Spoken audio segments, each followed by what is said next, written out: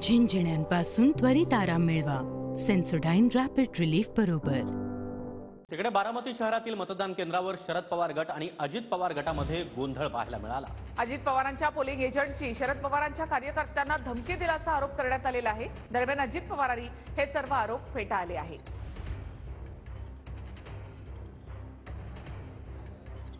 बारामती शहरातील मतदान केंद्रावर शरद पवार गट आणि अजित पवार गटात गोंधळ। बारामतीत दमदाटी करून मतदान केलं जात असल्याचा शरद पवार गटाचा दादा गटावर आरोप। शरद पवारांच्या कार्यकर्त्यांनी केलेल्या आरोपांनंतर योगेंद्र पवारांच्या आई शर्मिला पवार मतदान केंद्रावर दाखल झाल्या। मतदान केंद्रावर बोगस मतदान होत असल्याचा शर्मिला पवारांचा आरोप। शर्मिला पवार यांचा काही काळ मतदान केंद्राबाहेर ठिय्या। पोलिंग एजंट नसतानाही शर्मिला पवार मतदान केंद्रात कशा जाऊ शकतात, दादा गटाचा आक्षेप। की मला आतमध्ये आता का सोडत नाहीये, माझ्यासमोर आता किती जण आतमध्ये गेलेत। मी पोलिंग एजंट, मला मागाशी जो त्रास झालाय ना ते मला सांगायचं ना दादांना की मला काय त्रास दिला, मला काय काय म्हणले, मला धमकी दिली आहे। शर्मिला पवार मतदान केंद्रावरून परतल्यानंतर लगेचच अजित पवार मतदान केंद्रावर पोहोचले। अजित पवारांनी मतदान केंद्रावर जात आढावा घेतला। पोलिंग बूथच्या समोरून बोगस मतदानाच्या चिठ्ठ्या आणल्या, शर्मिला पवारांचा आरोप। जे मला समोर डोळ्याला दिसतंय हे बघा, एवढा आतापर्यंत आलेल्या आणि अजूनच येतात। मी गेली अर्धा तास इथे उभी आहे आणि अजून एक चिठ्ठी आत्ता इथे समोर, हे पोलिंग बूथच्या आपल्या तिथल्या एजंटच्या समोरून ही चिठ्ठी आमच्या मुलांनी आतून जाऊन आणलेली आहे। निवडणूक आयोग आणि पोलीस चौकशी करणार, त्यातून खरं खोटं समोर येईल, दादांची प्रतिक्रिया। पोलिसांच्याकडे तक्रार केली तर पोलीस त्याची चौकशी करतील, निवडणूक आयोग चौकशी करतील आणि त्याच्यामध्ये काय खरं आहे काय खोटं आहे ते तपासतील। निवडणूक अधिकाऱ्यांकडे तक्रार केली आहे, विरोधक सीसीटीव्ही फुटेज डिलीट करू शकतात, शर्मिला पवार। लेखी तक्रार देतोय आणि आम्ही आता सीसीटीव्ही फुटेज पण, आम्हाला आता खरं तर भीती वाटते की कदाचित ते डिलीट पण करू शकतात ते सीसीटीव्ही फुटेज। त्या सीसीटीव्ही फुटेज वरती आमचा जो एक कार्यकर्ता आहे त्यांनी स्वतः ते बघितलेले ऐकले, मी पण होते तिथे। सीसीटीव्ही सर्व रेकॉर्ड झालं असेल त्यानुसार चौकशी करण्यात येणार, अजित पवार। कॅमेरे ठेवलेले आहेत, सीसीटीव्ही कॅमेऱ्यामध्ये सगळं काही आलेलं असेल आणि त्या पद्धतीनं निवडणूक अधिकारी बघतील। उल्हासनगरमध्ये भाजप उमेदवार कुमार आयलानी पैसे वाटत असल्याचा आरोप मनसेकडून करण्यात आला। आयलानीच्या कार्यालयाबाहेर मनसे महिला कार्यकर्त्यांनी गोंधळही घातला। दिंडोशीचे शिंदे गटाचे उमेदवार संजय निरुपम यांना मुस्लिम समाजाच्या बांधवांनी रोखलं। मुस्लिम बांधवांनी रोखल्यानं निरुपम संतापले होते।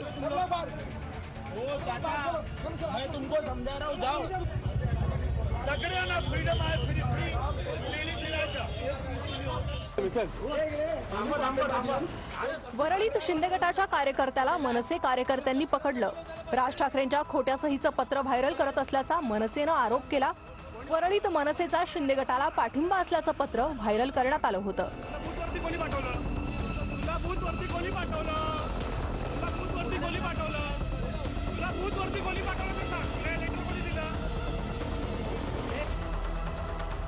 कोल्हापुरात क्षीरसागर आणि सतेज पाटील समर्थकांमध्ये बाचाबाची झाली। राजेश क्षीरसागर मतदान केंद्रावर जात असताना ही घटना घडली आहे। तर नांदगाव मतदारसंघामध्ये हाय व्होल्टेज ड्रामा पाहायला मिळाला आहे। सुहास कांदे यांच्याकडून समीर भुजबळ यांना मारून टाकण्याची धमकी देण्यात आल्याचा व्हिडिओ देखील समोर आला। दरम्यान मी नाव घेऊन धमकी दिली नाही असं स्पष्टीकरण त्यानंतर सुहास कांदे यांनी दिलंय। सुहास कांदेंची समीर भुजबळांना धमकी।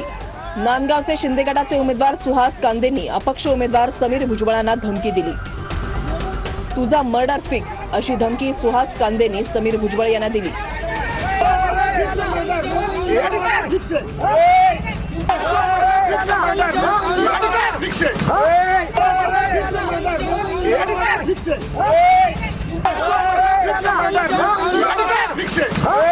काही व्हिडिओ व्हायरल होतात त्याच्यामध्ये तुम्ही धमकी देत आहे। नाही, मी ऍक्च्युली असं समीर भाऊंचं नाव घेऊन नाही धमकी दिली, ते चुकीचं व्हायरल होतंय। माझी मीडियाला विनंती आहे की मी असं नाव घेऊन नाही दिलं। आमचे एक जण मारत होता त्या कामगारांना, म्हणून मी त्याला म्हटलं अरे तो मरून जाईल, त्याचा मर्डर होईल, मारून। कांदेंची काही शाळा आहे तिकडे, शाळेच्या बाहेर जे मोठ्या प्रमाणात बस ट्रक वगैरे गाड्या व्हॅन सगळे उभे होते, म्हणून बघण्यासाठी थांबलो। कोणी होतं बघितलं आणि मग नंतर कळालं की तिकडे हजारो लोक जे आहेत आतमध्ये तिकडे होते. आणि म्हणून मी इलेक्शन कमिशन असेल किंवा PI SP सगळ्यांना मी फोन केले आणि त्यांना सांगितलं अशा प्रकारे इथे घडत आहे, त्वरित तुम्ही इकडे या. परंतु सुरुवातीला 2-4 पोलीस आले आणि त्यात जे आहे कांदे तिकडे आले आणि कांदेंनी जे आहे मला आवाजच्या भाषेत म्हणजे फार घाणघाण शिव्या दिल्या आणि त्यात मला मारण्याची धमकी होती. आज तुझं मर्डर फिक्स आहे, तरी सुद्धा त्यांच्यावर ऍक्शन झालेली नाही. नांदगाव मतदारसंघात शिंदे गटाचे सुहास कांदे आणि अपक्ष उमेदवार समीर भुजबळांचे कार्यकर्ते आमने सामने आले होते.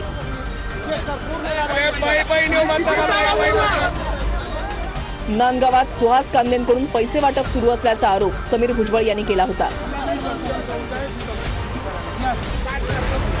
तसंच मतदारांना डांबून ठेवल्याचा आरोप समीर भुजबळ यांच्याकडून करण्यात आला होता.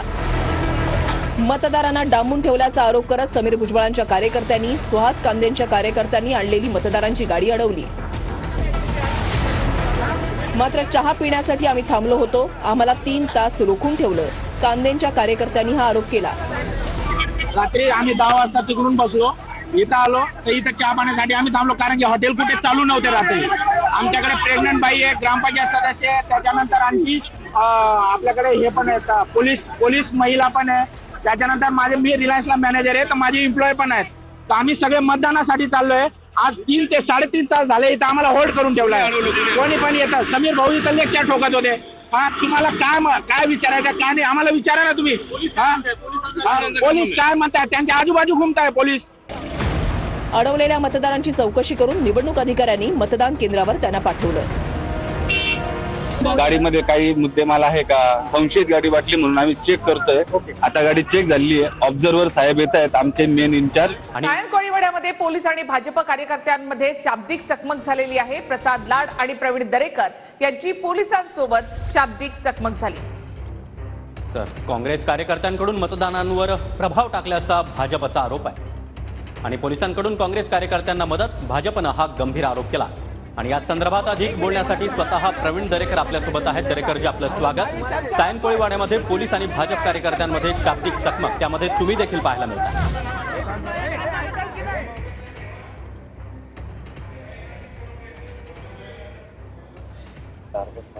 हॅलो प्रवीणजी, नेमकं काय घडलं होतं, काय तुमची नेमकी वादावादी? आम्ही त्या ठिकाणी मुंबईत बूथवर व्हिजिट करतोय. त्याचप्रमाणे सायन मतदारसंघाची जबाबदारी माझ्याकडे विशेष दिली होती, म्हणून मी सायन कोळीवाड्यामध्ये त्या ठिकाणी बूथला व्हिजिट करायला गेलो होतो. आणि त्यावेळेला एका बूथवर आम्ही त्या ठिकाणी जात असताना आम्हाला अडवण्यात आलं.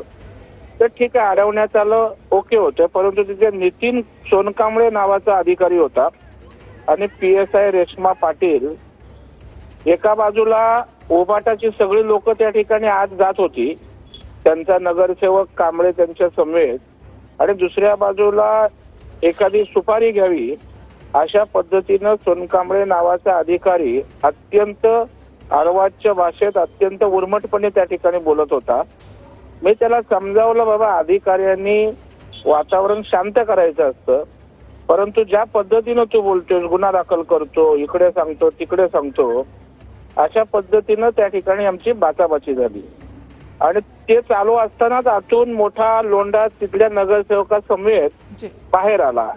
मग आता एका बाजूला आपण पोलीस म्हणून किंवा प्रशासन म्हणून दोघांनाही समान न्याय द्यायला पाहिजे ना. परंतु तिथली सगळी व्यवस्था त्या ठिकाणी काँग्रेसच्या दावणीला बांधल्यासारखी वाटली आणि म्हणून आम्ही वडाळा पोलीस स्टेशनला गेलो. तिथे SCP धावार होते, सिनियर जाधव होते, त्यांनाही आमचे तक्रार त्या ठिकाणी दिले आणि आता त्याची चौकशी करतील, CCTV फुटेज तपासतील की आतमध्ये कोण गेले होते का, आणि ते गेले असेल तर आम्ही त्यांच्यावर सक्त कारवाई करायला लावू. धन्यवाद प्रवीणजी, तुम्ही आमच्याशी बोललात त्याबद्दल.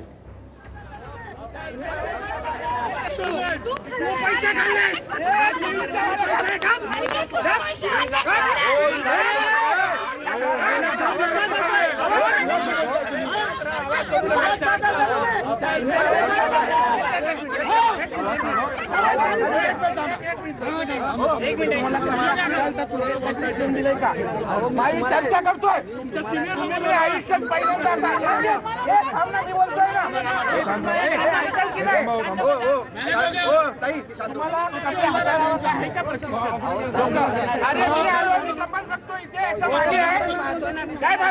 करतोय 100 मीटरच्या बाहेर थांबा, एवढी गर्दी इथं नका. अधिकारी आम्ही बोलतोय, फोनवर बोलतोय, ही समस्या काय स्वतःला. अहो साहेब, गुन्हा दाखल करा.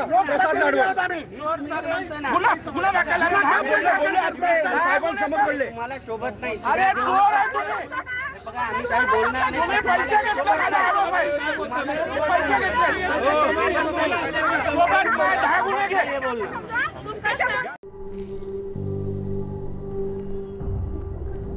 झिंझिण्यांपासून त्वरित आराम मिळवा. सेन्सोडाईन रॅपिड रिलीफ बरोबर.